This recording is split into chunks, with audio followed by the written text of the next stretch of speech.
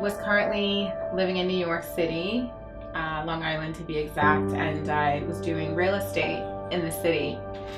I woke up one day and I felt this crazy, undeniable pressure that had me feeling very confused. I was out of sorts and I didn't feel at all like myself. I was frustrated, I was burnt out, and I was very tired, and I did not understand what was really going on. I didn't feel connected to myself and what it is that I was doing and why I was doing whatever. There was this idea, this thought, this voice in my head that kept asking me, you're amazing, you're great, you know, people love you, you're smart, you know, something's missing. What is it? What is missing? But something's missing. And I just felt compelled to say, I am going to lock myself in the house for a month and be still and figure out what was missing. And I was praying, and I was reading, and I was meditating, and I was crying, and I was writing, and I was praying, and I was reading, and I was meditating, and I was writing, and it was on repeat. And I kept doing this until, you know, I figured I'd get the answer. I woke up one day, went to the kitchen to get a glass of water, and it said, boom! There was like this light that came off, and I basically heard life coach.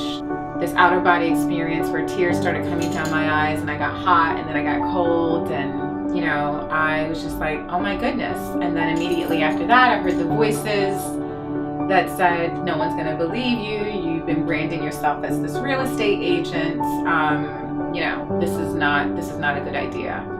So I just shut that voice off, and I said, hold up, no one's talking to you.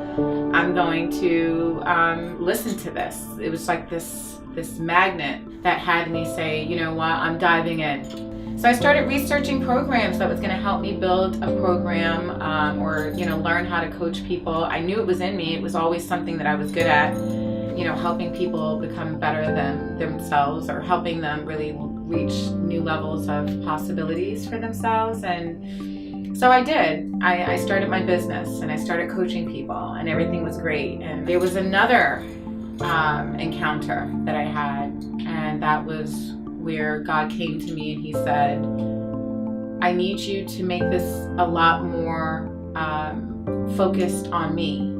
And I was just like, what'd you say? Like, I didn't want to come off like I was all Jesus, you know, but I also noticed that it was a very organic way that I was actually supporting and coaching the women in my life, or my clients.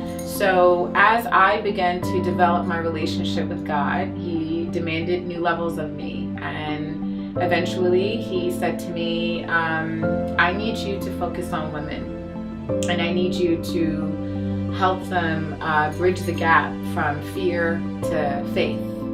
And I need you to help them identify what their calling is, because they have one and they're doing nothing with it. And I need you to help breed leaders through ministry. And I said, oh wow, you know. And when all of this was happening, not only was I like, me, you chose me, but it was another out-of-body experience where I was humbled because I felt God's presence so loud and concentrated. And I felt like, you know, he actually is trusting me with this assignment. How much does he love me? In the process of it, I'm not gonna act like I was just this perfect Christian woman, because I wasn't. And I'm still working on all of what God is asking me to do in development and discipleship. But there was a real level of submission and obedience that I had to live out. It was about cleaning house. That was kind of like what came into me. And I needed to clean house. And it was actually a conversation I was having with my sister, and she's like, you have to, you know, align and clean up a little bit. And I was like, what do you mean? I've submitted. You know, and she's like, no, you can't serve two gods. And what I realized is when God came to me after that conversation, I was humbled to understand that I just can't do what I want to do anymore.